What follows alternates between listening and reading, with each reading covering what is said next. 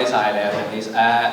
喂，唔好意思啊，咁多位你咁遲咗開始，我老婆知道我要嚟嗰陣咧，佢就講一句就邊個想喺加拿大聽你講，咁我啱啱咧就喺嗰個角影咗張相，公司嗰度，咁就 send 咗俾我，咁令到佢好失望咁樣。我應該唔會企喺度講啦，我會攞住。今次其實係好多謝大家邀請我嚟啦，咁樣就一個好難得嘅機會，就同大家即係 connect 下，咁又可以同大家交流下關於即係小弟嘅研究咁樣。咁我今日要做嘅嘢其實非常之簡單嘅啫，就係當周家健，咁遠，當你哋同埋阿 Maria 佢哋，多謝你哋邀請我嚟啦。咁當你哋同我講嘅時候咧，就我係叫我講兩個 talk 嘅，一個係講 Battle of Hong Kong，一個咧係講 Japanese Occupation of Hong Kong，就3年零8個月。咁3年零8個月嗰部分咧，就星期一喺夜晚6點就喺 UT 個 library 嗰度講嘅。咁我哋今日咧就 focus 喺個 Battle of Hong Kong，即係嗰個18 Days of Fighting 嗰度。咁當我叫我講嘅時候咧，我就喺度諗就係我應該係講啲咩咧咁樣。咁我最尾 end up 咧就有一個 PowerPoint，就係一個好 traditional 嘅一個 military history 嘅 accounts。咁但係大家放心，唔係好 dry 嘅啫，係啦，我盡量會令到件事冇咁 dry 嘅。點解咧？因為你見到個 title 就係時地人啊。我會點講咧？我會滲啲鹽花喺上邊嘅，就係我會 sprinkle 一啲 personal stories in it。OK，basically it's a narrative about the Battle of Hong Kong，and then in the middle of the narrative you will see some personal stories here and there。咁所以我哋會盡量就係一面有個講。係啦，一面有個 outline 就話你聽嗰場仗係發生咩事嘅，咁然後另一面咧我哋就會講呢個有啲人嘅故仔咁樣。咁有一點我想講一講咧，就係我做咗關於 Battle of Hong Kong 我一開始接觸呢個 topic 係2009年。咁我咁多年嚟咧，我越嚟越有種感覺就係咧，我以前做得好錯啊。咁所以如果外邊朋友有人見過我舊嗰本《孤獨前哨》藍色白色嗰本咧，我建議大家可以掉佢。係你禮手掉出去就得㗎啦，係啦，一陣間我都會 Maria 咧，我依家幫你揼咗佢，係啦，大家攞本新版會好啲嘅，新版喺現場都有新版2024年嗰版，咁你會見到呢個一睇就知道哇係咩事咧，有 review 有 sources 有歷史背景咁樣，呢啲我哋會好快交代㗎啦，放心，係啦，咁同埋我頭先問咗阿黃生咧就話如果我超時咁點算？因為據我所知咧，呢個場係去到4點45分嘅啫，大家放心。我最早應該係6點半應該會放到你哋走，7點左右啦，通常係啦，係嘛，所以唔使緊張，係啦，唔使緊張。好簡單一個好 straightforward 嘅 narrative 嚟嘅啫。咁但係我想講少少之前嘅研究。咁阿 Sophie 咧今日就會好幫我手咧，就會幫我揼我個 PowerPoint，因為我唔知原來我距離我部電腦唔係嘅。咁但係佢會幫到我㗎啦，我 drill 咗佢，訓練過㗎啦。Sophie 撳第一條 link， 係啦。長將有好多 official history 講過㗎啦，咁就 Brad 可能好清楚，就係即係佢都會睇過晒，就係各有各說嘅。咁多年嚟，其實官方嘅記錄咧係好齊全嘅，官方戰史又好，背後嘅檔案、背後嘅資料都好，英國嗰邊又好，加拿大嗰邊又好，日本嗰邊都好足夠嘅。咁通常有啲人會睇佢本 official history 啦，但係實際上背後嗰啲作戰記錄啊、電報啊，甚至乎當時出嘅命令都係有嘅。咁所以其實呢場仗咧，就雖然好似大家唔知點解成日覺得俾人 forgotten 啊、唔見咗啊，或者冇睇，但係啲資料係喺度嘅，係啦。咁呢樣嘢好重要，又可以撳翻條 link 啦。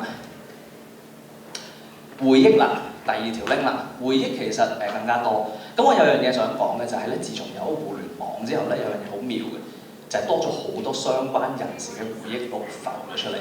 其實好多時呢啲回憶錄係點嚟嘅咧？真係講你都唔信。尤其是最右手邊呢一本潘廣良札記，其實我係因為我哋有個 Facebook page 啦，咁啊突然間有位朋友突然間 send 咗個 message 嚟問，你覺得我阿爺喺1920年代寫到1990年代初嘅一本自傳式嘅一本札記，連埋所有嘅文件同埋地圖同埋相，你覺得呢樣嘢有冇用？我睇個名，係啊。我本來喺度咧，你想我本來腦裏邊諗緊用20萬買嘅，佢就唔俾我用喎。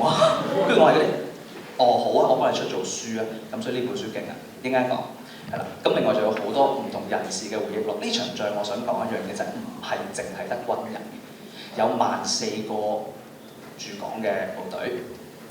進攻香港嘅日軍有大約4萬零人，最前線嘅第38師團有13000幾人，後面有個6000人嘅炮兵隊，即係嗰度大約2萬人到啦。除咗呢幾萬人喺度打緊之外，呢座城市頭先阿 Jane 都有講，呢座城市有大概150萬到170萬嘅人，佢哋都有經歷㗎嘛。咁所以我哋應間就會講多少少呢個部分。嗱，又可以 click 啦。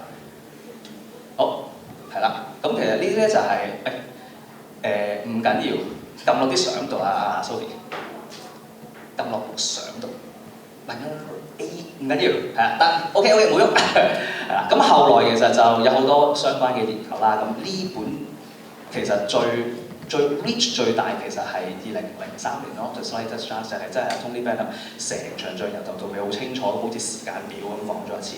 咁接下來就有好多相關嘅研究。咁去到2010年代其實有啲咩就係我哋嗰個團隊就用咗，即係我同阿蔡耀倫啦，就用咗好多日軍嘅資料，係啦。咁你真係從來唔知道原來有咁多日本資料。其實佢哋英國嗰邊啊，譬如加拿大嗰邊寫個 official history 嗰陣咧，其實佢冇理到日本嗰邊發生咩事。咁好多係靠佢哋自己嘅印象，即係譬如頭先講駐港英軍司令莫德比，佢40年寫咗個47年寫咗個報告啦已經，佢唔知道日軍有幾多人進攻緊佢嘅，乜鬼都唔知嘅其實。咁我哋睇翻啲原始資料，我哋就真係砌翻個故仔出嚟咁樣。好啦，撳落幅圖度啦，你個 mouse cursor 撳落幅圖度 ，yes， 係啦，撳 ，yeah，thank you， 係啦。咁跟住去到近呢幾年咧，我哋仲做多一樣嘢嘅，除咗資料方面就係最後嗰條 link 啦。就係用地圖啊！我哋就開始將，因為其實你就咁寫一本書出嚟咧，就我書我都寫過下啦，你當我寫過幾本書。咁寫書咧用文字交代一場咁混亂嘅戰鬥咧，其實非常之難。咁所以近呢幾年咧，我哋就用地圖。地圖會點咧？有2樣嘢，我覺得最重要，3樣嘢啦。第一，其實咧我嘅文字係只可以交代一時一地發生嘅事嘅啫。咁但係同時香港好多事發生緊㗎嘛，咁我點交代咧？地圖會比較容易啲。第一，第二就係將嗰啲人嘅經歷擺喺個空間背景度討論，咁我應該會講多少少。第三就係咧，我哋可以睇到開槍嘅地方後面發生咩事。因為以前其實關於呢場仗嘅描述咧，好多時候係集中討論緊嗰條火線上 firing line 上面發生嘅事，即係咩啊？即係喺前線開槍嗰班人，即係邊個啊？即係步兵，甚至乎連炮兵發生咩事都講得唔清楚。所以場仗到底係點樣打咧？其實一路以嚟啲人都係15、16嘅啫，係啦。嗱，咁其實今朝阿 Jane 咧，其實做一樣嘢好重要就係佢講咗前線，佢用嗰啲士兵自己寫嘅嘢講佢哋嘅經歷係嘛？係咪？好啦，我哋由近而家去遠嗰度睇啦。所以我呢個部分咧就會講少少大啲嘅 spatial context， 即係點解佢會有個咁嘅感受啊？係啦，點解佢會咁樣諗咧？又或者我哋調翻轉睇就係我哋檢視一下佢會唔會咁樣諗咧？即係譬如頭先阿 Jane 有一個士兵提到話，佢喺香港島嗰陣聽到九龍嗰邊有啲人喺度慘叫喎。咁啊 physically 其實係唔可能嘅，咁但係點解佢會咁諗咧？係啦，即係我哋就可以討論呢啲問題。應該我哋會講多少少，咁可以撳一撳。係啦，資料啦，我頭先講咗啦，我唔多講，我淨係想講第4點啫，就係嗰個空間資訊嗰個問題。2023年小弟好彩有一次講 talk， 聽 talk 唔係講 talk， 我掛住成日講。我聽 talk 嗰陣咧，我有個美國教授咧，佢就同我講話，佢用航空想睇北韓嗰啲建築遺跡啊。咁一個美國人研究北韓嘅歷史建築咧，佢去唔到噶嘛。咁佢就話佢用冷戰時期嘅 U2 偵察機嗰啲相度睇翻嗰啲遺跡，幾勁啊嚇！咁我完咗我就去問佢啦，我話教授啊，阿 Mark 佢叫巴迎震，我話巴迎震教授有冇香港啲相啊？佢話有，多到不得了分鐘，不過我唔知喺邊。佢話咁啊。我試下揾下啦咁樣，不過都係嗰度嘅啫，都係華盛頓 National Archive 嘅啫咁樣。咁結果我哋真係揾到嘅，係啦。咁我哋揾到幾百張美軍喺第2次世界大戰期間影嘅香港嘅相。咁所以其實頭先譬如阿 Vivian 你講話你細個6個月嗰陣你喺香港啊，屋企人有冇講你住邊啊？你住邊度啊？或者屋企？喺我哋自己喺堅尼地道，一陣間我可以 show 堅尼地道1941年俾你睇下，可以揾翻間屋出嚟，我哋係經常做到嘅呢樣嘢而家，即係我哋嘅 house finder。點解咧？就呢幅圖講得好清楚，就係地圖地圖呢張係一個1:20000嘅地圖，隔離一張1:16000嘅航空相。There's so much information you can pack in a map， 係咁多嘅啫 ，print map 嚟嘅，固定嘅，再多啲資訊都擠唔落㗎啦。航空相唔同喎，當時嘅相機，哇勁啊！你知唔知點樣放大都仲睇到嘅？啲底片嚟㗎 ，scan 張底片啫嘛，菲林嚟嘅啫嘛，點樣 scan 都有嘢睇嘅，好過癮嘅，所以應該慢慢睇下。咁我哋撳張相啦。咁點解我要交代呢啲嘢咧？就係我想同你大家講下，就係以前啲人即係點樣做，我哋又點樣做啫。咁跟住我成日都想補充翻頭先阿 Brad 講嗰部分，就係頭先阿 Brad 咪花咗啲時間講咗，就係即係點解加拿大會派兵嘅。我想講多一點啫，就係講個大啲嘅背景啊。因為頭先阿 Brad 主要係講緊加拿大裏邊，I was talking about your excellent presentation. So you talk about what happened in Canada when Canada decided to send in Winnipeg Grenadiers and Royal Rifles. So now what I'm going to do, because I have to be fair to Brad because I'm talking about what he's talking. So I'm switching to English for this particular section. I'm going to talk about the larger strategic context in which the British decided to ask Canada for soldiers. OK， 咁其實喺嗰個戰爭裏邊咧。即係英國打緊一場全球戰爭，咁香港其實個重要性喺邊咧？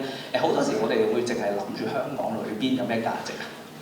咁但係我而家想講嘅就係個大啲嘅背景，好啦，有 kick 條 link 啦。就係其實當時其實係全世界即係盟國啦嚇，都唔知道點樣面對日本可能出現嘅侵略，但係日本未喐手噶嘛。日本喺亞洲打咗，喺中國打咗3年送啲。跟住成日都頭先都有講嘅就係有一種講法就係話啲英國人好睇唔起日本人啲士兵啊，哇！其實後來發現日軍好強，跟住好睇唔起佢。但係你試下調翻轉諗就係咧，其實喺英軍眼中，日本3年都制服唔到，大家都覺得好弱嘅中國，係啦。佢當時其實嗰啲情報軍事情報咧有睇嘅就係、其實點解成日話啲日本人唔識轟炸、唔識夜戰啊？其實點樣講啲講法點嚟嘅咧？其實嗰啲軍事情報係佢哋喺前線度睇到嘅，因為日軍真係唔識轟炸，日軍夜戰真係麻麻地嘅啫，其實不過英軍打差啲啫嘛。真係咁講，真係咁講，其實即係咁點解會 reach 到個 conclusion 無端端話要邀請加拿大派兵咧？有一樣嘢好重要就係、因為當時係唔想打。我已經喺即係我，如果佢喺英國嚇，我已經喺地中海、喺大西洋、喺歐洲打到你死我活嘅時候，我點會想喺亞洲開戰咧？咁你唔想喺亞洲開戰，有樣嘢可以做嘅，就係 call 晒班 friend， 全部盟友派兵去亞洲。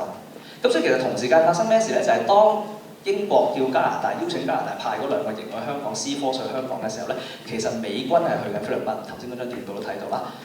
澳洲軍係去緊印尼，英軍係去緊馬來亞，英印帝國嘅部隊都係去緊馬來亞。其實係傾緊一個好大嘅戰略報告，個目的係要派兵令到日本唔夠膽開戰啊！係，所以其實唔係話守唔守得住香港，守唔守得住香港係一個偽命題嚟嘅。個問題係戰爭會唔會發生啊？係啦，咁所以有人認為點解咁你話點解阿格拉石即 Russell 會覺得香港守得住啊？佢唔係話香港守唔守得住啊，佢係話佢可以拖到一段時間，令到國軍去幫手啊。係，所以呢個係一個完全唔同嘅問題嚟嘅。咁所以點解同埋個始作俑者？頭先有位朋友問，咁到底邊個講先嘅咧？除咗賈乃石之外咧，仲有個衰人嘅，就係、是、呢個 Sir Robert Brooke Popham， 係佢名好難讀嘅。佢中文有2個譯名，一個叫波普漢，一個叫朴方。咁我即管叫佢做朴方先啦。朴方係咩人咧？你睇到佢膊頭啦，空軍嘅。Okay? 佢係朴方元帥係成個亞洲嘅 Commander in Chief， 佢老哥就係咁諗啦。佢認為只要喺亞洲顯示得英國足夠強大，日本就唔會喐手，所以就會有隔離呢張新加坡印嘅 poster 啦。呢張 poster 係戰前幾個月先至會出嘅啫。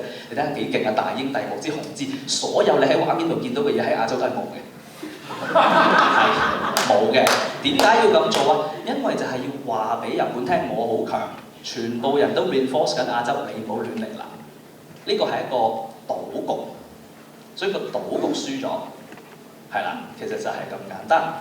咁本來呢幅電報其實就頭先阿 Brad 嗰個嘅英文啦 ，The Chinese version of your telegram， so I'm not going to talk about it。And But on the other hand， 其實當時啲人都真係咁諗㗎。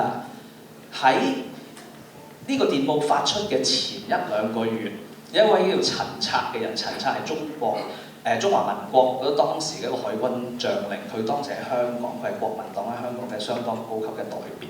佢話佢做咩咧？佢話佢其實4月嗰陣咧，同一班英美嘅軍官喺香港坐低吹水食飯嘅時候，佢哋係咁講嘅。佢話只要英國加美國將佢哋嘅主力艦隊全部擺晒喺亞洲嘅話，日本可能唔夠膽打。所有人都係咁諗嘅其實。咁你話咁點解日本人決定打啊？係咪因為日本人特別叻啊？唔係，因為日本人就係覺得再係咁落去，佢連打嘅機會都冇啊。咁所以佢咪係決定喺盟國準備好之前喐手打，咪即係12月咯。因為by the time42年年中，其實全部歐美喺亞洲嘅殖民地就會準備好啦。咁即係我成日都用嗰個例子，頭先有幾位先生我都有講嘅就係，你唔着褲同人打交係 OK 嘅。你着住褲同人打交都 OK 嘅，你試下條褲着一半同人打交啊！即係話佢係未準備好，而唔係冇準備，亦都唔係準備好，即係呢個狀態度接戰，即係 exactly what happened to Sea Force， 咪就係準備咗一半，咁所以需要多啲時間㗎嘛。OK， 咁啊 back 啦，勁啊 ，Sophie 合作冇間啦我哋。咁本來咧我就花咗唔少時間咧，就準備咗就係雙方嘅部隊啊。本來諗住念口講，好似讀晒邊個部隊有幾多人出嚟俾大家聽，放心我唔會咁做嘅。咁但係我哋點都要睇啲相嘅，因為我今次為咗 PowerPoint 準備咗好多相俾大家。第一條 link 係啦，呢個係一個 multinational force， 係啊，成日話駐港英軍，咁即係咩咧？其實就係集7集8一大堆咩咧？呢個 Chinese 嚟嘅by the way。Chinese gun 啊，呢個係皇家炮兵裏邊嘅華炮兵，係啦，即係英軍嚟嘅，不過華人咁解啫。咁你見到就係一個好 multinational 嘅 conglomeration， 嗰14000幾人咩人都有，係甚至乎有3個捷克佬係來自呢個巴塔公司，巴塔有冇人聽過？做鞋嘅 BATA， 而家可能你都會見到。嗰3個 representative 不幸留咗喺香港，但係佢哋好後生又冇咩做，所以 join 咗 volunteers。然後發覺冇得 quit， 然後發覺冇得 quit，I'm sorry about this。佢哋冇事嘅，係做咗 prisoners of war啫。所以佢係一個好混雜嘅部隊嚟，我哋唔講呢啲 detail 啦，睇相係 Canadians 頭先講咗，但係大家知唔知去邊度嚟？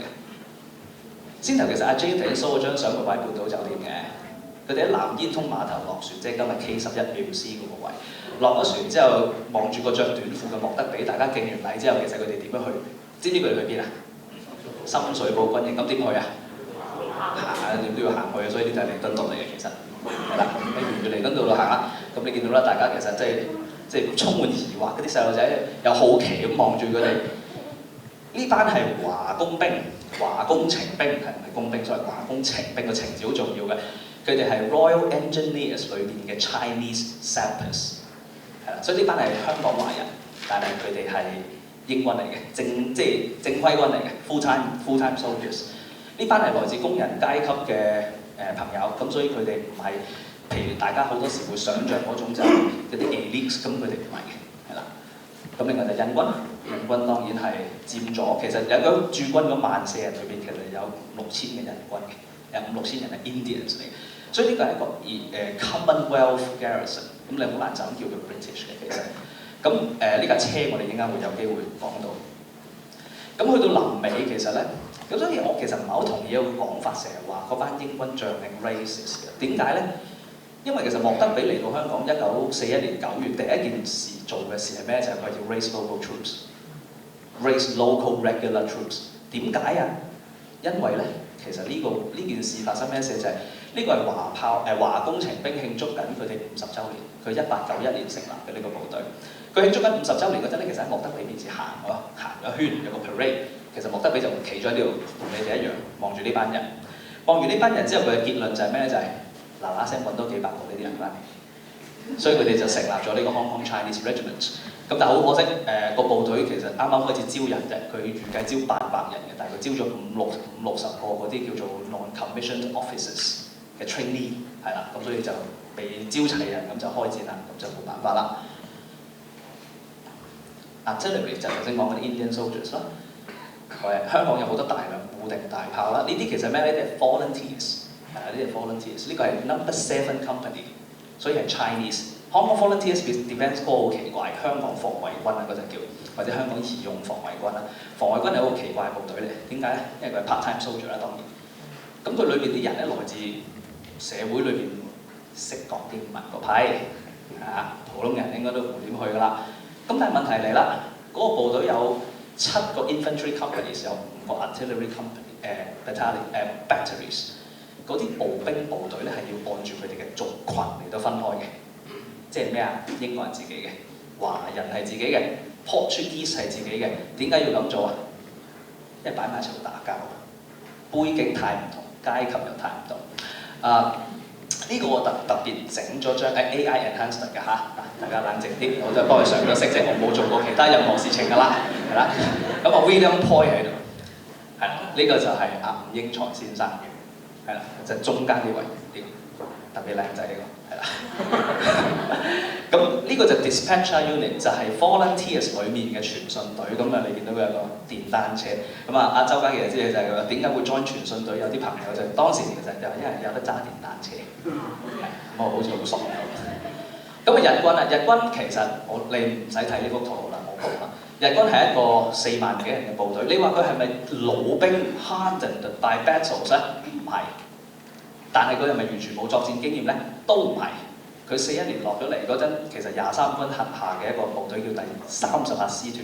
38師團喺香港咧，其實打香港之前咧，其實喺華南地區即係廣東省咧，其實就係掃蕩下啲遊擊隊嘅。但係僅此而已，冇打過啲乜嘢大仗㗎啦。咁所以打香港咧，英屬香港咧係第一場大仗，就係咁樣。咁另外就有一大堆炮兵去到 support 佢。點解要派咁多炮兵去 support 佢咧？因為佢哋誤會咗香港係一個好強嘅要塞，所以其實某程度上，點解日軍會誤會香港係一個要塞？咪因為頭先嗰個撲荒咯，因為佢一路諗住就係搭大棚吹水，令到日本唔敢打啊嘛。所以其實日本係嚴重高估咗英軍喺包括香港在內亞洲嘅實力㗎。所以佢為咗打香港，佢喺滿洲嗰度特登調多個重炮兵隊嚟㗎。係啊，佢就唔知哇，吹到咁大喺嗰邊。跟住另一個講法就成日話日軍已經摸透晒香港情報，非常之清楚香港，梗係唔係啦？係就唔會派咁多嘢嚟啦。佢即係幾乎家當，所有家當攞晒嚟，咁 back 啦。Thank you。咁所以其實唔係啲咩。日軍嘅進攻咧係第二條 link 啦。日軍嘅進攻計劃咧，其實就成日都講嘅。頭先有位朋友今朝都有提過，就係防曬唔使擔心。不過呢個顏色就曳啲，不過唔緊要，應該我哋想辦法。但係你聽我講得㗎啦，其實係啦。日軍嘅計劃咧就係好簡單嘅啫，就係因為佢誤會咗香港係個要塞，但係佢誤會到香港要塞就淨係得條醉酒灣防線嘅啫。佢以為突破咗嗰個要塞線咧，香港就會投降㗎啦。咁所以就出現咗一個情況，就係佢所有嘅計劃都係集中打嗰條防線，然後香港島咧佢冇乜點理嘅，因為佢以為香港島乜都冇啊。咁所以你可以睇到嗰啲情報到底做得有幾好，麻麻地嘅啫，其實係啦，麻麻地嘅啫。咁另外就係呢條就真係醉酒灣防線啦，藍色嘅部分，咁我都親自行咗上相當多嘅部分，揾到好多嗰啲pillboxes 仲喺度。其實香港政府而家咧喺好多呢啲機關槍部呢啲陣地嗰度咧豎咗個牌嘅。佢會話俾你聽嗰個地方係咩地方，發生咗啲咩事咁樣，咁有啲保育工作做緊嘅。好啦，呢條防線其實愛嚟做乜嘅咧？喺英國嘅即係駐港英軍啦嘅作戰計劃裏面咧，其實講得好清楚嘅，係攞嚟 delay 嘅啫。因為實際上防守嘅地方係香港島，佢只要守住香港島就得㗎。OK， 即係不幸，如果頭先講嗰個搭大棚 deterrence 嘅任務失敗咗。場仗真係要發生嘅話咧，咁就發生咩事咧？就係個守軍嘅任務就盡量拖延嘅啫。拖幾耐啊？講條防線諗住拖1-2個禮拜嘅啫。拖嚟做乜啊？就等駐軍有時間將啲物資全部搬翻去香港島，然後個香港島就會守住㗎啦。守幾耐啊？唔知，直到有人救佢哋為止。Be it nationalist Chinese, be it British forces， 邊個都好啦。be it 美軍。咁但係呢件事係唔會發生嘅，其實。咁但係佢哋知唔知啊？唔知，但係作戰計劃都係要咁樣做嘅。咁呢條就係防線上面啲 pillboxes 啊。呢嚿係咩咧？就係醉酒灣防線上邊嘅一啲陣地啦。你見到佢外面咪包住啲石頭嘅，其實就係扮係山嘅部分。似唔似啊？你放心啦，你唔會行到咁近睇㗎，你喺500米外望㗎，所以你係望唔到嘅，係啊。咁所以但係日軍戰後即係打完香港之後寫咗個報告講條防線，佢話都偽裝得到，見到佢嘗試過偽裝嘅，不過唔知點解喺上面油唔油啊？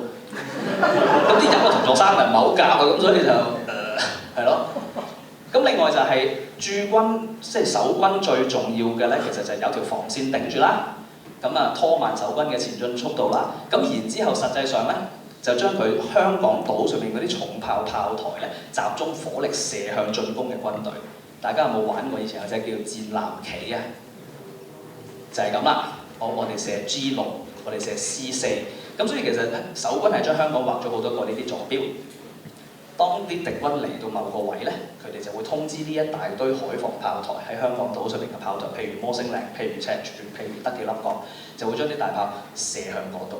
以前成日有種講法，有啲書就話咩守軍淨係顧住南邊，所以就唔知道日軍喺北邊。呢個講法絕對錯嘅，冇一個作戰計劃我睇過係咁樣講嘅。由1908年開始，第一次講有日本可能進攻香港嘅 possibility。到1941年11月最後一個作戰計劃，我冇見嗰個作戰計劃話日軍只係喺南面登陸，冇。咁點解啲大炮要擺喺嗰個位啊？因為距離北面最遠啊嘛。嗰啲大炮係360度轉翻去上面射㗎嘛，因為係啊，可以射幾遠啊？赤柱炮台可以射到去馬料水嚟計啊，27公里直線，係啦。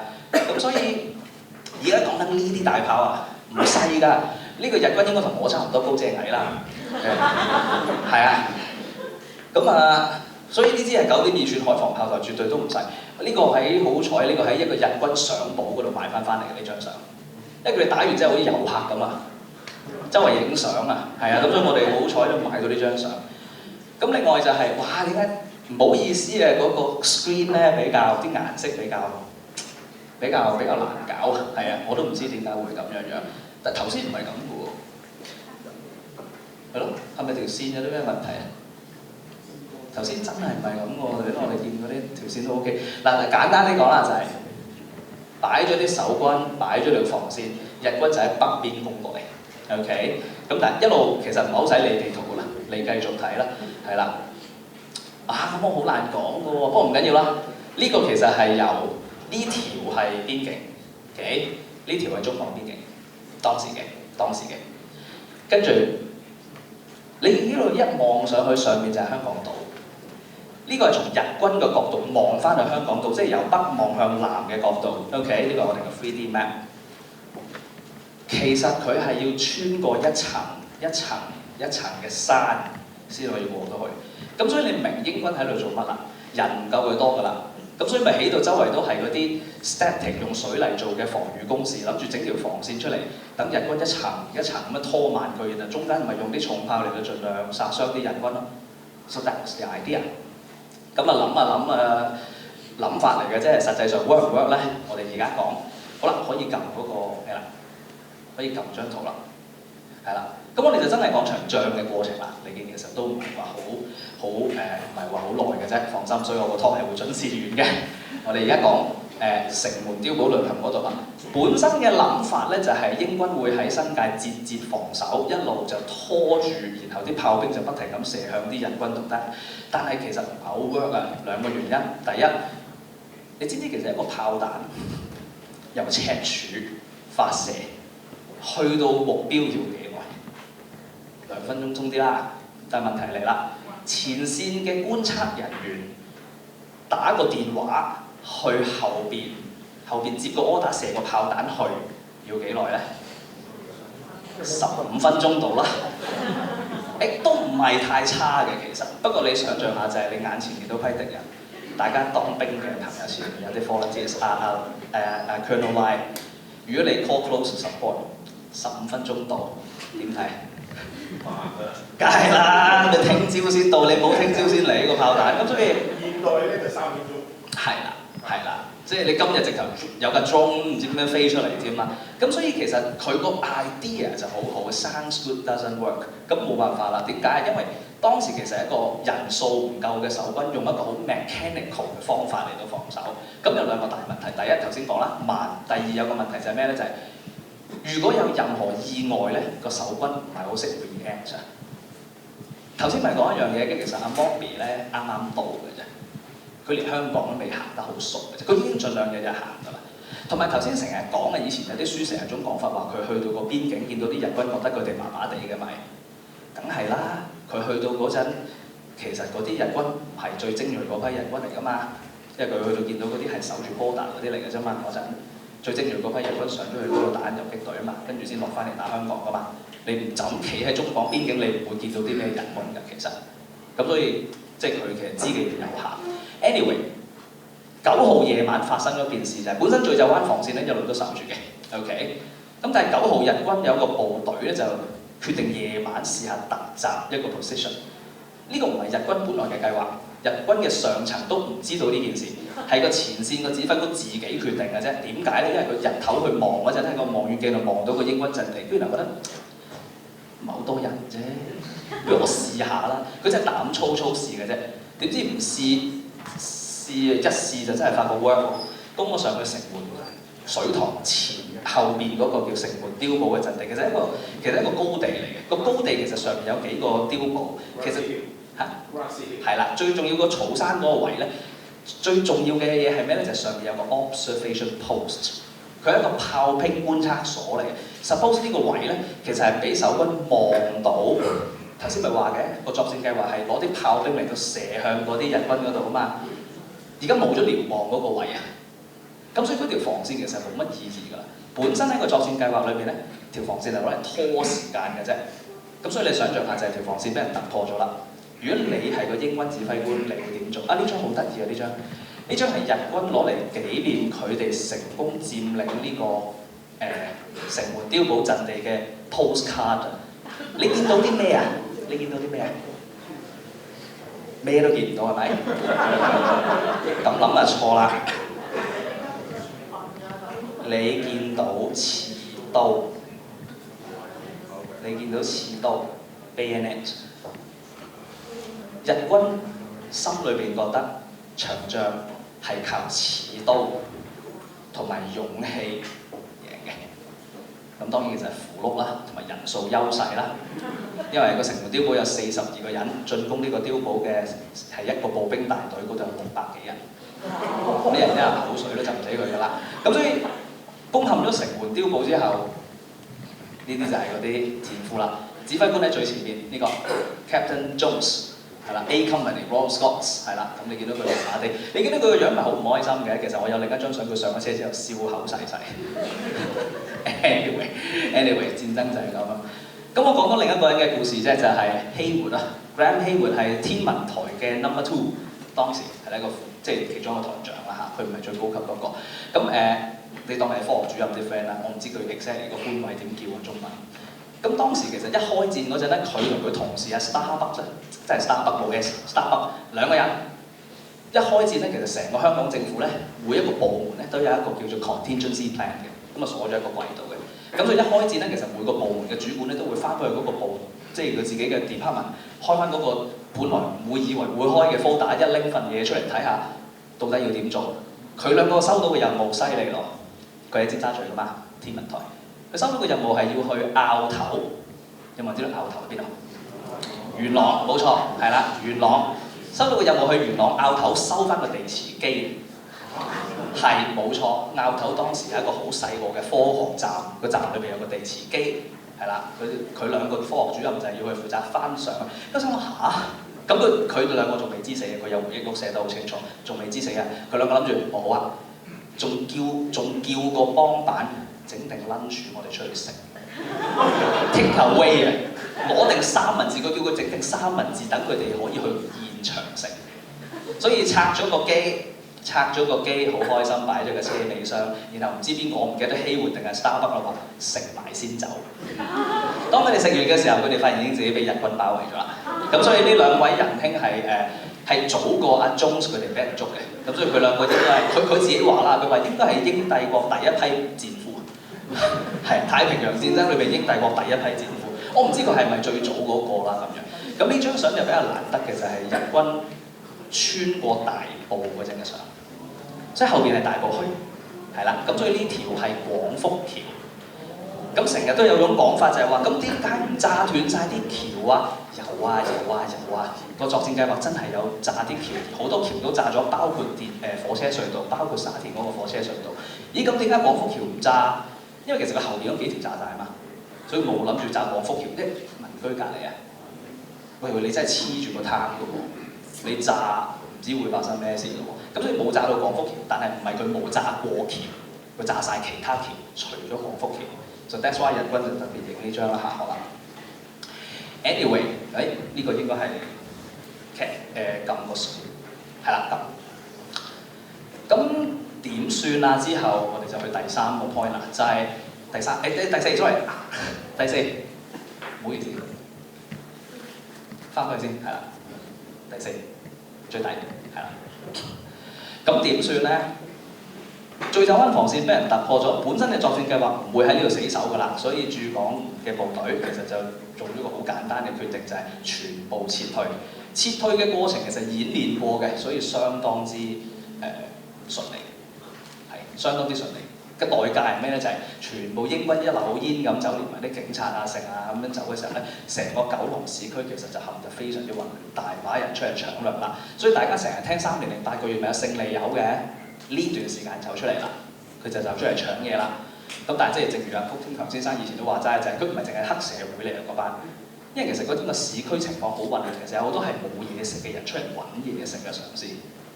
咁然後所以喺英軍走咗，日軍未嚟中間幾個鐘頭，其實係好恐怖。咁日軍嚟咗之後會點啊？仲恐怖啦！首先佢係開槍射殺咗好多呢啲即係勝利友或者佢所謂要搶掠嘅人。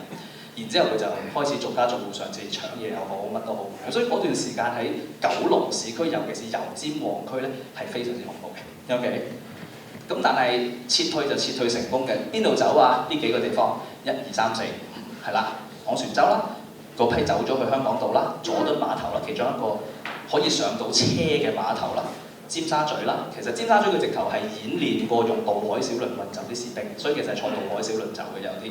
啟德又有幾個碼頭啦，所以好容易走啦。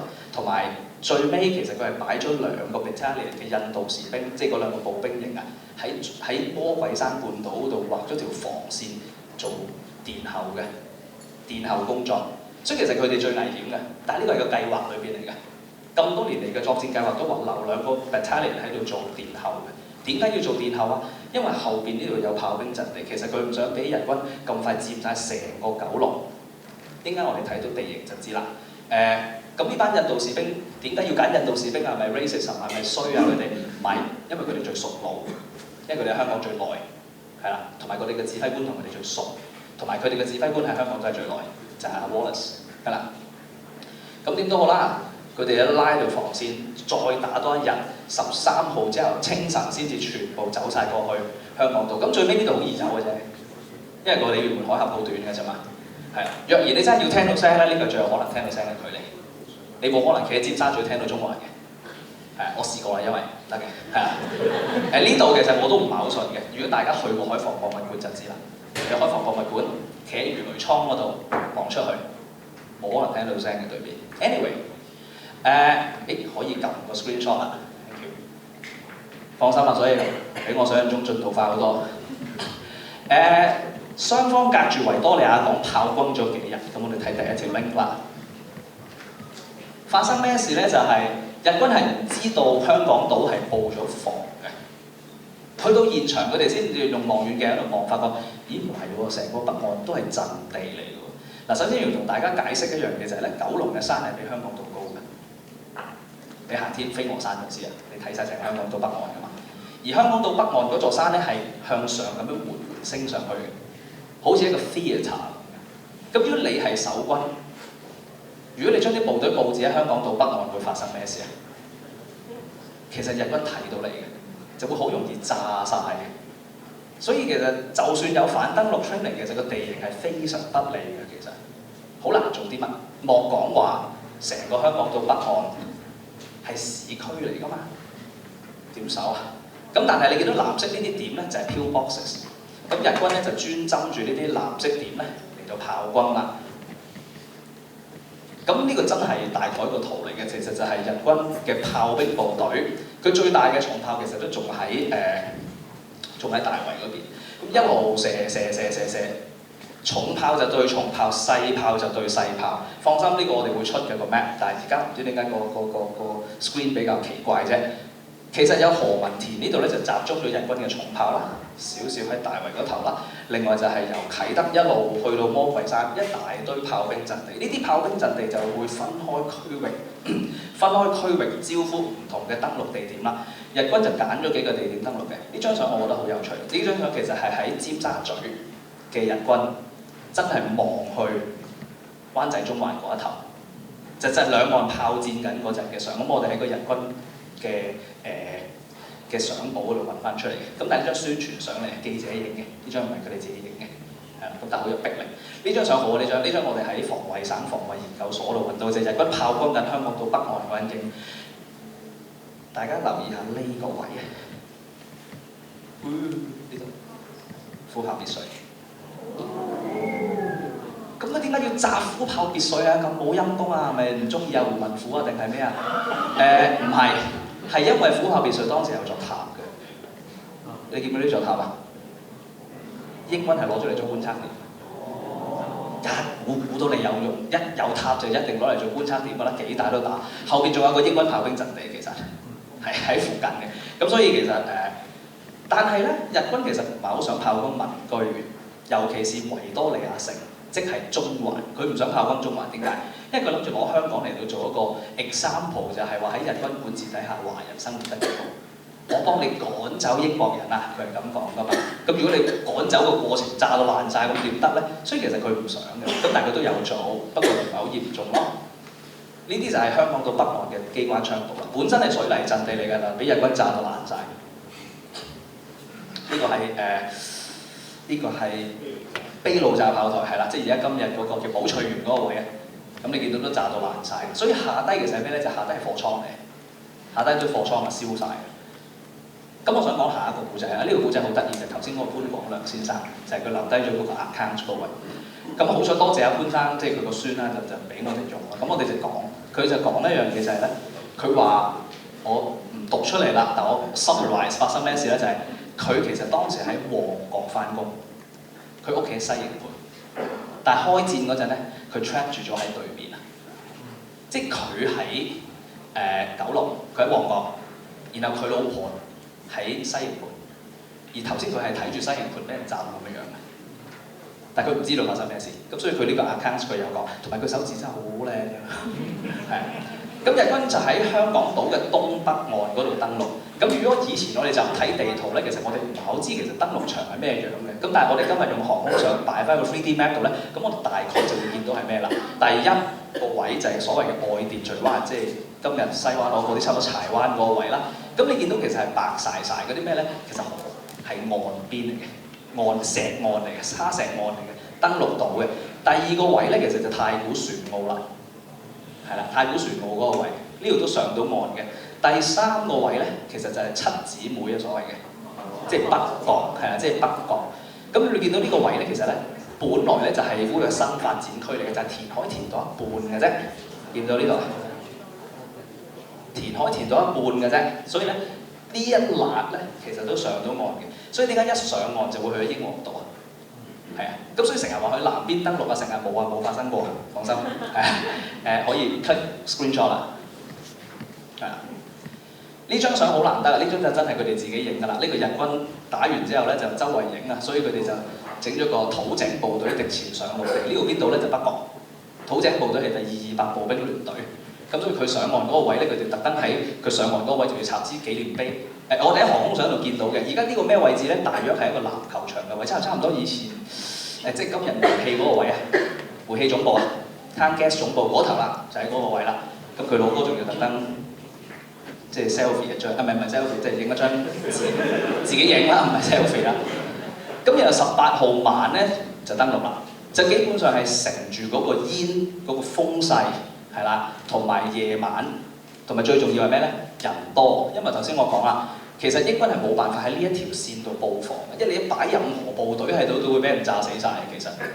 咁已經炮轟咗4、5日，其實呢度啲部隊已經炸到散晒，所以個日軍一上岸嗰陣咧，數量優勢就一路攻咗上山，其實基本上就係咁樣。咁呢啲我哋唔講太多 detail 啦。所以呢個就係英皇道當時巷戰嗰陣嘅相啦。有隨軍記者嘅，其實當時有隨軍記者，咁所以都影咗少量嘅相。咁所以呢啲就係呢條 along 呢條就係英皇道咯，係啦。一路後邊個節角就係、其實隔離嗰個護道場仲喺度㗎，即係炮台山地鐵站嗰頭啊。個護道場啫嘛，咪一樣咯，同個地方嚟㗎，係啊。咁呢班係啲後勤部隊嚟嘅，係啦。sorry， 撳相啦可以。跟住然後咧，我哋睇黃泥涌峽，咪住，速度。黃泥涌峽。咁其實一上岸其實就沖散咗嗰啲部隊咧，呢啲就係嗰啲戰俘啦。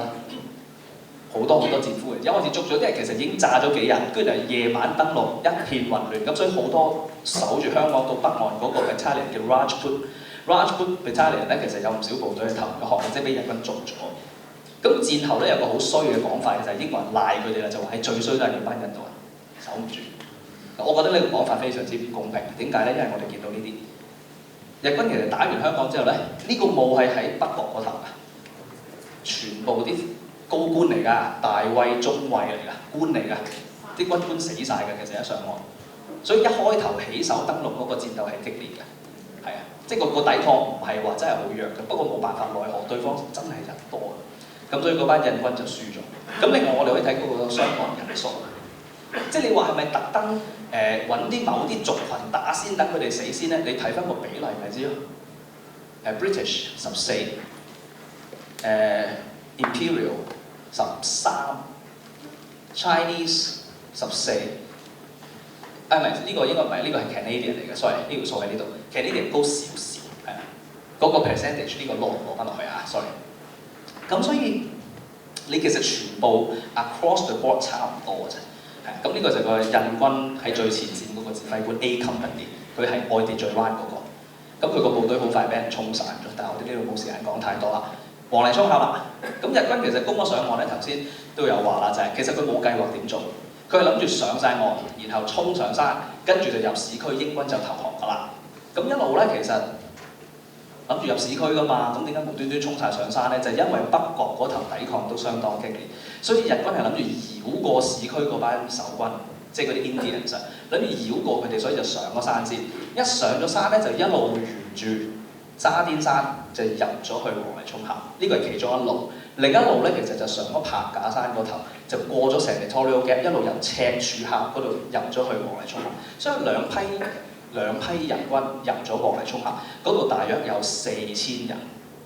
係守軍有幾多啊？幾個 company 咯，喺最前線大約有1000零人啦，你當都係4打1咁上下。Lawson 啊，頭先咪講嘅話 ，Lawson 其實係一出咗去就死咗嘅。咁佢點解要出去嗰個shelter 咧？就係因為佢想出去，然後翻去後方啊嘛。咁其實咧，我哋呢度可以睇到嘅呢張相係4年2月影嘅。佢個 shelter 喺度，今日個油站喺起油站嗰陣拆咗佢嗰兩個 shelter。所以你今日喺香港見到佢有個牌有強調嗰度咧係 shelter 未拆嗰部分，但係唔係 Lawson 出發嗰度。Lawson 一行出嚟上去。本來後面有暴力嘅 Black Link， 佢一行出嚟喺呢個位就俾人射死咗，咁所以就冇辦法。咁點解會咁容易俾人即係突破到佢嗰個位咧？即係其實嗰度算係香港度中心位置嚟。咁但係咪日軍本來諗住進攻嗰度咧？唔係，日軍本來冇呢個諗法嘅。咁但係一片混亂之下咧，其實如果你真係睇嗰個過程咧，好得意嘅就係、是、所有日軍喺通訊混亂之下咧，全部聚晒喺黃泥涌峽。咁所以點解日軍亦都死傷慘重？因為嗰度有幾個英軍嘅機關槍陣地係仲守緊 Volunteers 啦，就 Volunteers No. 3 Company 嘅部隊就 hold 住嗰幾個 pillbox， 日軍又未炸爛，咁所以佢哋嘅機關槍咧就 suppress 咗好多日軍喺嗰個位。咁呢度就一片混亂喺度打緊。與此同時咧，其實個守軍咧係唔知日軍有幾多個人上咗岸嘅。Mobby 嘅 estimation 咧話大約2個營，佢以為得1000零個日軍上咗岸啫。佢唔知有6000幾人上咗岸，咁所以佢第一個反應、第一個 reaction 就係咩咧？反攻，叫守軍反攻，推翻去北角。咁所以其實佢有一個叫 Operation Order Number 6啊，就點咧？叫啲英軍包括 Canadians 喺金馬倫山嘅另一邊 ，Royal Scots 喺金馬倫山嘅北邊，同埋 Indians 喺北角大坑嗰頭全線爬反擊，傻㗎佢。咁但係咁你怪唔怪得佢啊？怪啊！俾我都怪佢，因為 Mobby 千錯萬錯 ，Mobby 有一樣嘢我覺得最唔好嘅。嗰18日佢冇出過去金鐘個 headquarters， 一日都冇去過前線條友。楊慕琦都有出過去，港督啊，楊慕琦都有出去慰問個士兵，莫德比冇㗎。佢派啲參謀出去指咯，啲參謀個個死傷慘重，死咗幾個參謀，就出去指。但係其實佢唔係好清楚前線發生緊咩事，佢居然叫佢哋反攻。所以你話佢前面錯咩？其實你問我後邊錯得仲細，不過唔緊要，兩邊都錯。日軍都係亂嚟嘅，日軍就將啲部隊全部集中晒喺黃泥涌峽嗰度捱打，可以 click 個 screenshot。咁結果發生咩事咧？就係雙方就喺中間呢條線咧拉腳。咁 in the meantime 咧，有一批日軍咧就落咗南區，呢度我哋都講啦，好快嘅啫。click 第4條 link 啦。結果發生咩事咧？就係當雙方喺黃泥涌峽嗰度咬住嘅時候咧，其實有一大批日軍咧。就開始嘗試，好似盆水咁啫嘛。啲水流去一個位，如果你截住佢會點啊？繼續流咯，一路流。咁啲日軍繼續揾路啦。所以有一批日軍由黃泥涌峽發現塞住咗咧，就開始向南行，即係紫羅蘭山。大家有冇行過紫羅蘭山？有機會可以試下，非常之危險啊！得冇咁啊一路咧沿住個山向南行。結果發生咩事咧？頭先咪話莫德比叫啲英軍反擊嘅。其中一路反擊嘅部隊就係退咗去赤柱嘅 East Brigade， 就係 Brigadier Wallace 嘅 East Brigade。佢手下嘅部隊大部分都係加拿大士兵啊，就係 Royal Rifles。咁問題就嚟啦，當佢放棄咗佢本來喺港島東北岸嘅陣地，退去赤柱嘅時候咧，佢係冇帶走佢啲大炮。佢個 order 係有叫帶走啲大炮，但係佢屬下嘅部隊唔明佢嘅意思啊。咁結果點啊？放棄晒赤柱下啲大炮。赤柱下本來有一大堆英軍嘅大炮，抌低晒，人走，炮留低，結果全部人咧得翻2隻腳嘅啫，人全部退晒赤柱，退到去赤柱之後，喺金鐘嘅莫德比就同喺赤柱嘅 Wallace 講反擊啊，幫我打翻去北角啊！我冇大炮啊！咁叫邊個去啊？咪叫啲 Canadians 直攻上山咯。所以點解你後來你如果睇 Royal Rifles 嘅 account， 點解佢哋咁嬲啊？點解咁憎啊 Wallace 啊？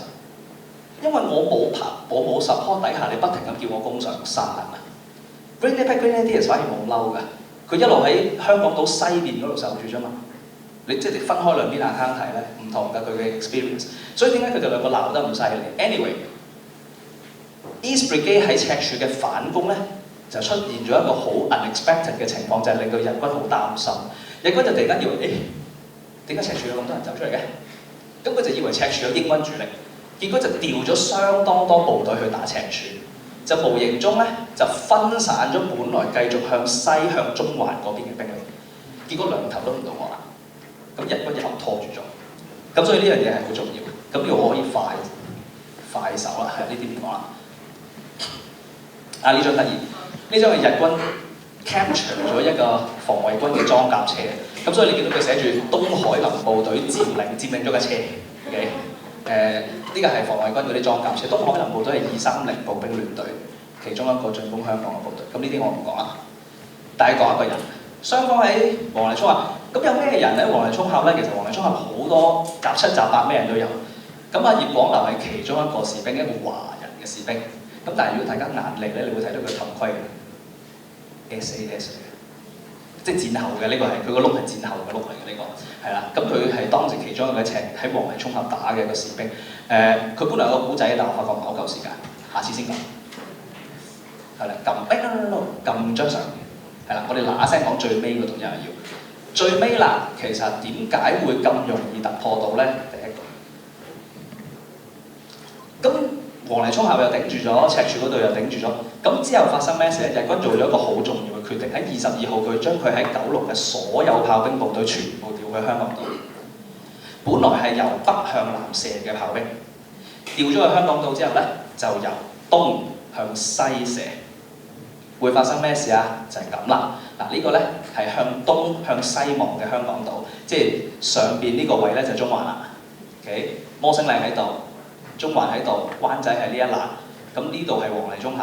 咁日軍將啲大炮拉晒上山之後咧，就向住呢個方向射，咁就非常之無遮無擋。所以點解後來你睇 Canadians account、Winnipeg Grenadiers 點解佢喺金馬倫山嗰度話自己咁 suffer 咧？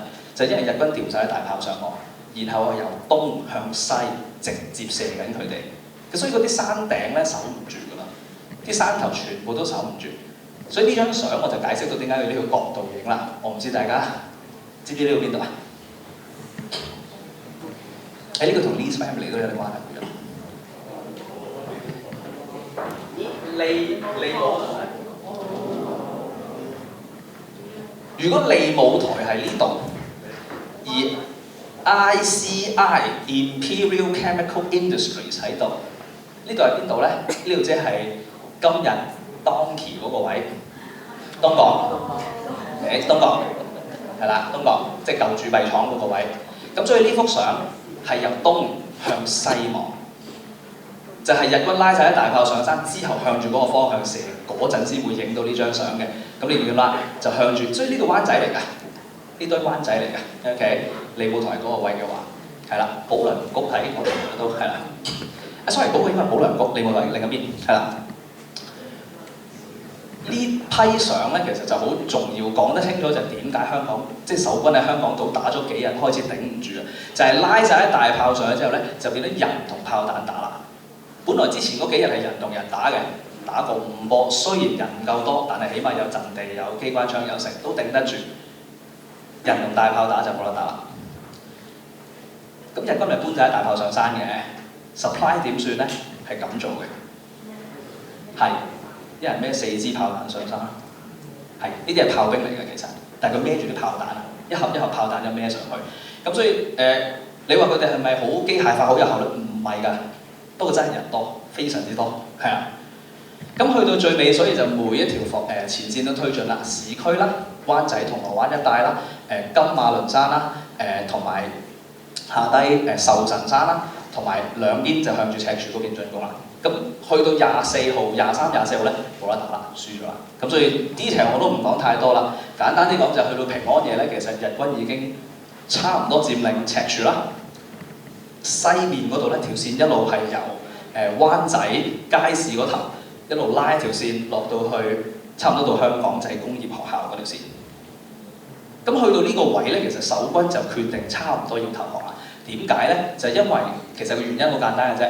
去到25號嘅下晝 ，OK， 去25號嘅下晝，莫德比同埋海軍司令 Collins 兩個就同阿 Mark Young 同阿楊慕琦講，再打多1-2個鐘頭咧，日軍就會入市區㗎啦。入市區嘅時候喺金鐘，佢第一個遇到嘅嘢重要設施就係香港嘅 Combined Headquarters， 即係佢個司令部。司令部一冇咗，冇㗎啦，我冇辦法叫守軍整體投降。叫唔到守軍整體投降會發生咩事咧？就係會變成守軍一個個細嘅 pocket。咁然後佢就同 Mark Young 講啦，咁我唔知道佢哋投降或者會發生咩事。第一，第二，攻咗入市區，即係話我哋要喺中環度打，嗰度好多 civilians。與其係咁，不如你而家趁早你就投降就算啦。咁所以佢就喺25號3點決定投降。咁所以上咗哇，好準時啊，好準時啊，實在太好啦！咁但係咧臨尾我都想俾有個 account 俾大家睇，就係一個住喺灣仔嘅女仔啊。咁佢幾十年後接受訪問，咁咪 Hong Kong U 幫佢做嘅，1919年出世，即係41年咧，佢22歲。廿歲鬆啲啦嚇，你當佢21、22歲，佢個 account 哇好犀利嘅，佢嗰個 fatalism 啊，即係佢係完全係認命嘅，即係佢唔知可以點做。佢其實簡單啲講咩咧，就係、都唔知入唔入防空洞好，入又太多人又驚焗死，跟住發現裏邊原來又冇廁所嘅，佢係嫌臭，咁所以佢又唔敢入，又唔肯入防空洞去到尾，然後就去咗外邊就留咗喺屋企。跟住然後佢就話：咁你驚唔驚俾人炸死是但啦？即係佢已經係去到覺得，唉冇嗱你睇你個好過呢個點解寫好過防空洞有廁所有成起碼。跟住然後警報你走唔走？你唔走死嘅，你咪等死走咯，個咪走咯。跟住有啲又話走，有啲唔走，跟住就早嚟，佢嚟親佢咁樣嘅喎，個警報好得人驚啲警報聲，跟住佢就講嘅就係好驚，但係佢又唔想好污糟，又唔想同一大班人驚焗死。咁其實好多防空洞啊，香港政府起咗好多防空洞，尤其是灣仔嗰頭，因為多華人住，咁但係都冇辦法啦。然後佢就話炸咗好耐，係啦，咁炸到佢慣晒啦。咁當然啦，由於日軍冇特登攻擊市區，咁所以佢係冇事嘅，係啦，佢係生還嘅。OK，anyway，咁原來最尾個位置頭先都大概講咗㗎啦，就係當差唔多日軍已經打到去差唔多到金鐘嘅時候咧，英軍就投降啦咁樣。咁我淨係講到最後一樣嘢啫。呢個投降嗰陣嗰張相，下晝25號下晝過咗3點啦，因為你見天都黑㗎啦。點知喺邊咧？知灣仔嗰頭。點解啊？見到電車路。咁現場有啲咩人咧？就係嗰幾個日軍參謀啦。你見到有繡帶嘅，就係參謀嚟嘅嗰啲。咁然後呢個其實係 Lieutenant Bennett 皇家空軍嘅，佢應該係為少數幾個喺英軍裏邊識得講日文嘅人。咁然後嗰班日軍就喺度同佢嘅安排緊。咁然後呢個咧應該係 Middlesex 嘅 commander，Lieutenant Colonel Stewart， 係啦。咁然後你見到有啲士兵喺度好茫然咁企咗喺度，係啊，呢個就投降嗰陣個過程。最尾啦，有個古仔就係，咁啊潘生點啊？佢老婆喺西營盤，佢老哥喺旺角，咁佢就話啦，如與妻子各居一方，失去聯絡，牽掛欲絕。戰爭停止後5日，渡海小輪未見復航，港九兩地依然禁止來往。如此時歸心似箭，急不及待，於是前往旺角避風塘，合數人之力，重資雇一小艇，冒險偷渡，歷1小時，唯有咁咯，就雇架艇仔偷渡去香港島，係偷渡去香港島，係啊，跟住然後驚濤駭浪中，終於安然在西環尾魚市場登岸。今日個魚市場嗰個位啊，孫中山游泳池啊，嗰度登岸。沿途蒼涼滿目，海旁倉庫即係軍役貨倉，即係地獄停車場，軍役二期，係啦。如準備息咩啊？血氣撲鼻，西營盤非軍事地帶，故未受大破壞啦。咁佢都好老實嘅，其實即係啲屋係冇事嘅，不過前面啲倉燒晒。點解啲倉燒晒？因為日軍炮轟卑路乍炮台。咁日軍啲所以其實真係麻麻地嘅啫。其實佢唔係話好準。你估今日即係紅外線精確打擊咩？佢只不過係望住嗰個地方，大概係嗰度啦，打啦，跟住啲炮彈冚唪唥射晒過去。咁所以最尾點啊？婦與子雖飽受驚恐，行皆若無恙，似翻雙房如隔世。嗟乎苦以避難返港。其實佢係諗住，因為其實係廣州淪陷，佢接佢啲屋企人返嚟，點知又衰咯喎！跟住就總之佢就冇事啦。呢張相係1947年影嘅，冇事。全部人都冇事，放心，係啦。跟住就可以撳張相啦。嗱，由於時間關係咧，佢個民房啊成日sorry， 撳唔撳到隔離嗰張？係啦，民房嗰啲咧我冇時間講，但係睇2張相啫，淨係最底嗰張，最底嗰條 link， 最底係啦 ，thank you。其實當時做咗好多民防工作嘅，呢個就係 air raid precaution， 即係防空救護，係啦，即係防空處屬下嘅防空救護員。係啦，咁我仲未搞清楚到底佢咩顏色嘅就應該係藍色嘅，應該係藍色嘅。咁呢個 shelter 喺灣仔嘅，咁你見到佢寫住 shelter 放幾多人，咁佢就入去，因為驚呢啲咩咧？呢啲叫做防空牆，冇頂㗎，防空牆。咁點解要匿喺個防空牆入邊啊？因為你唔夠時間走去防空洞。咁嗰啲牆可以做咩咧？就係保護你嗰啲碎片唔會射死你，因為個炸彈跌落嚟啲碎片周圍都係㗎嘛，咁所以你匿喺個牆入邊啦。呢個一種，另一種咧就係呢個叫 communal kitchen， 係你張康康標嗰張相。communal kitchen 係咩嚟嘅咧？其實就係因為佢知道啲人會匿上山，咁所以其實佢喺香港唔同嘅地方起咗好多呢啲叫做公共廚房，就真係煮飯俾啲人食。有少部分係用過嘅，係啊，有少部分係用過。當時其實有個頂嘅，呢張相係50年代影嘅，咁所以個頂冧咗。呢個廚房個機仲喺度，下低。咁設計呢件事嘅人居然寫咗回憶錄，係居然寫咗回憶錄。咁佢有講嘅，原來中間攞嚟煲水，但係嗰個位係攞嚟炒嘢嘅。煮飯係大嗰個，係煲水煮飯係大嗰個。anyway， 咁啊，可以 back up， 係啦。跟住接下來咧，我就講完㗎啦。我本來有少少結論嘅，其實我淨係想講一樣嘢啫，就係頭先我哋講好多古仔，咁咪灑咗一個戰鬥嗰度嘅。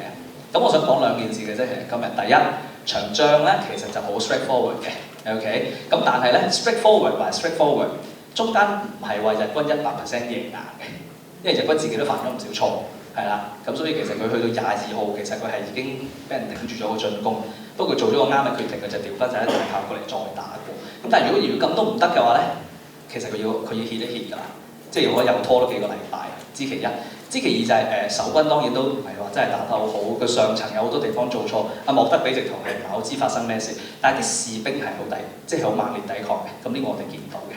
咁但係有啲地方會失陷得快啲，有啲地方冇失陷得快，冇咁快啦咁樣。咁但係另外一樣嘢想講就係、其實作成嗰百幾萬人咧係有好多唔同嘅經歷嘅，係啦。咁有好多古仔。咁但係今日咧，我覺得未係揾得夠啊。我自己覺得啦，即係我會想知多啲嗰啲人嘅經歷。咁所以有好多朋友其實在座咧，就係、如果你哋發現原來你哋爹哋、你哋阿嫲爺，甚至乎你自己本人有啲咩經歷咧，其實你不妨話俾我聽。我起碼譬如可能有啲人，我其實可以揾得翻你間屋，係啊，即係有機會你講得清楚，我哋就可以揾到一啲嘢。咁所以咧，去到星期一係啊，呢樣嘢一定要講嘅就係、星期一我會講3年0 8個月。咁我哋講我哋點樣用呢個地理資訊科技 （Geographic Information System） 同埋啲航空相去講佐治五世公園西營盤啊嗰隻鬼故啊。咁我哋去講鬼故，係啦。咁啊多謝大家，係啦。咁呢個係我哋嗰個所有 project 地圖啊、書啊、剩啊，你喺呢個 QR code 嗰度 scan， 希望嘅。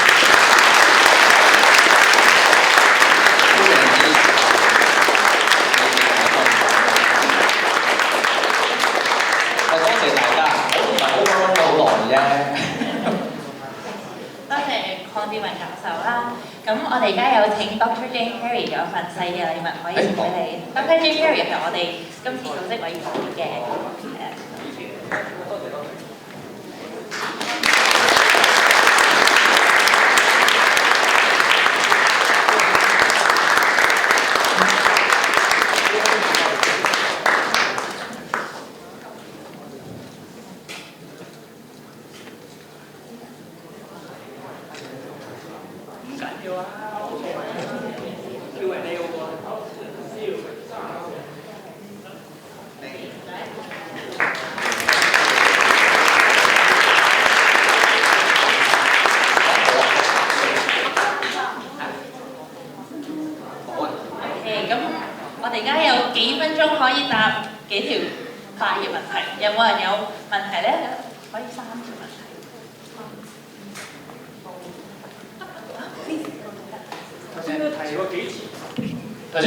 次咧話，即係日軍其實佢哋做咗啲唔係好明智嘅決定啦。呢個係從你睇佢哋打即係軍睇翻出嚟，抑或從第一手資料，日軍自己有啲嘅回憶同佢講。兩樣嘢，第一，日軍咧佢個作戰報告咧，自己都覺得自己打得唔好嘅，就係話點解全部人湧晒去中合，跟住喺度衝，係啦，淨係用步兵白衝。咁但係咧另一邊廂咧，佢又覺得啊，原來我啲步兵真係好犀利。咁所以第38師團咧攞住兩個 conflicting 嘅結論走嘅。第一，佢啲步兵好厲害；第二，佢啲步兵會亂咁衝。結果佢下一場主要嘅即係下一場大仗咧，就喺印尼，就打何屬東印度，好輕鬆咁贏咗。跟住佢嘅結論就係咧，我啲步兵真係好犀利。再下一個敵人係邊個咧？Guadalcanal 對美軍，佢就知死啦。係啦，因為美軍帶子彈多到啲聖誕老人咁去。另一邊就真係喺火力底下全部掃死晒。好啦，講我嘅 assessment 啦。佢一樣嘢做得幾差嘅。第一，佢個海軍同陸軍係完全冇夾過嘅。咁結果發生咩事咧？就係嗰啲炮台咧，其實佢英軍嗰啲炮台咧，其實係完全係運作到嘅。咁所以日本嘅海軍航空隊係冇嘗試破壞嗰啲炮台，赤柱、摩星嶺、Cape Day 全部都仲運作住。咁呢樣嘢其實做得好差。第二就係咧，日軍佢當佢以為赤柱有部隊嘅時候咧，佢居然將佢 fresh 嘅部隊唔繼續向中環嗰邊攻，即係唔繼續攻灣仔嗰邊，居然走咗落去赤柱，分咗兩個 battalion 出嚟。咁結果發生咩事咧？咪遲咗投降啊！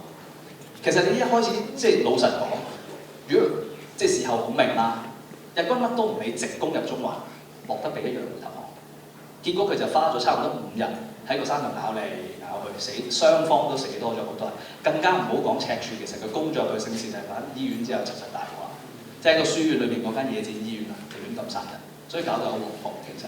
咁所以其實日軍就唔係真係話咁點講，即係個 effective 嘅。咁但係你話佢係咪真係好犀利咧？其實有，其實相反又咁講啦 ，fair 啲嘅 assessment， 打仗一片混亂，所有人都不停咁做錯嘢，只不過錯得少過嗰個嘢，一定係咁樣嘅。即係唔係話我好似好高度話佢渣，唔係咩意思啊？而係因為一個好混亂嘅狀態，其實雙方都會不停咁犯錯，呢樣嘢好正常其實。即係好多2、3係咪？係啦。今日炮台山嗰邊係炮台山，即係中央冇可以幫佢搭台，幫佢山嗰邊係最後被即係最後先至離開去香港島嗰邊㗎嘛。係。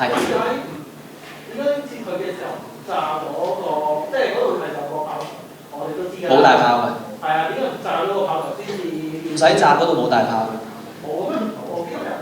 嗰兩個大炮係1910年代已經拆咗搬咗落去下低㗎啦。歌賦嗰支9.2寸起赤柱炮台嗰隻搬走咗，係搬走咗，唔係唔緊要咗。好啊，我想問其實我想問翻一個戰事嘅一個記錄咧，係關於加拿大軍人咧係曾經喺投降之前幾小時成功佔領咗一個基地，但係嗰個時續係大概係邊個位置度咧？我開翻俾你睇。多謝你嘅問題啊！我知道你講緊邊一場，其實係講緊 Royal Rifle C Company 同 D Company。哎呀，Oh so sad， 唔緊要。我喺呢度開俾你睇，其實發生咩事咧？就係喺25號嘅上晝咧，阿 Wallace 喺度係咪？係啦，阿 Wallace 唔知道自己會輸，即係佢唔知道中環嗰邊，佢唔知道中環嗰邊決定投降，係佢唔肯信。咁當然啦，當時都未決定投降。咁所以25號朝頭早咧，其實發生咩事咧？就係24號夜晚平安夜咧，日軍兩邊咧就攻咗入去赤柱半島最窄嗰個位，就攻到去差唔多到赤柱監獄上面嗰個高地。赤柱監獄高地嘅高起咗噶嘛，中間就最底嗰個位，即係湯人牌嗰個位，即係聖士提反書院嗰個位。攻到去嗰度之後咧，阿 Wallace 咧25號朝頭早咧再決定反攻，就簡單啲講啦，逼 Canadians 再攻多一次。所以咧嗰個 company 咧 C 啊應該係喺25號嘅上晝咧就衝咗去聖士提反書院，攻咗入去。咁嗰個 engagement 咧佢損失咗40-50人嘅。咁但係佢係咪佔領咗一個基地咧？你可以咁講嘅，就係佢入咗去一個地帶，推咗啲日軍向後咯，係啦。咁但係咧嗰個部隊即係攻咗上去之後咧，就發覺維持唔住啦，所以又退翻嘅，跟住日軍又上翻嚟。咁然之後咧雙方就停咗啦。25號嘅中午到下晝就停咗啦。然後去到25號嘅夜晚咧，金鐘嗰邊投降嘅消息 confirm 咗之後咧，金鐘就派咗人落嚟同阿 Wallace 講投降啦，唔好打啦。佢唔信，都係唔肯信。然後再俾一張手令，真係親筆寫㗎。係啊，我哋唔玩啊，你算啦。跟住佢先好啦。跟住佢就炸咗赤柱嗰2支大炮，跟住先決定投降。就係咁樣。咁所以係你講緊最尾嗰個 engagement， 所以最尾嘅 engagement 都係 Canadians 打嘅，係。OK，咁自己你講。咁聽日咧，鄺志文教授亦都會喺度嘅，同埋嚟緊星期一晚咧，夜晚6點至8點咧，喺加拿大香港圖書館咧，鄺志文教授都有另外一個 talk 嘅講座，希望大家都可以嚟啦。如果你想報名嘅話咧，可以 RSVP chk.library 可以 send 電郵俾我哋，咁我哋就可以幫你報名啦。係啦，出面都有 poster 嘅，如果有啲咩問題都可以問啲工作人員。咁希望聽日都會見到大家。唔該晒。